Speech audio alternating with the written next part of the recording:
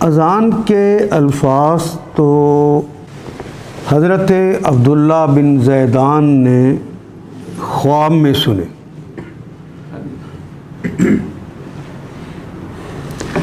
یہ ٹھیک وہ زمانہ تھا جب مسلمانوں میں یہ بحث ہو رہی تھی کہ لوگوں کو مسجد میں نماز میں بلانے کے لیے کیا کرنا چاہیے۔ کسی نے کہا دف بجا لیتے، کسی نے کہا کہ وہ ناقوس بجاتے ہیں۔ تو یہ دف بجانا بھی، یہ ناقوس بھی، یہ دوسری قوموں کی علامتیں تھیں۔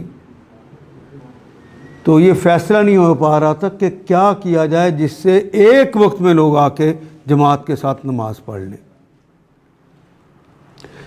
تو سارے ہی مومن سوچ بچار کر رہے تھے۔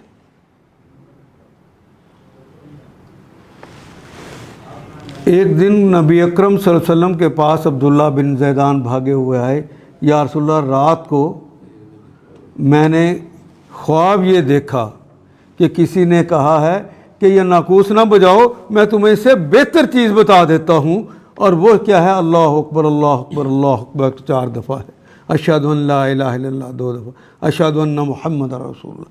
یہ پوری اذان کے الفاظ انہوں نے سنائے۔ ابھی یہ پوری بات سنا رہے تھے کہ اتنے میں عمر بن خطاب رضی اللہ تعالیٰ عنہ بھی آگے۔ انہوں نے کیا کہا؟ رات کو میں نے بھی یہی سنے الفاظ۔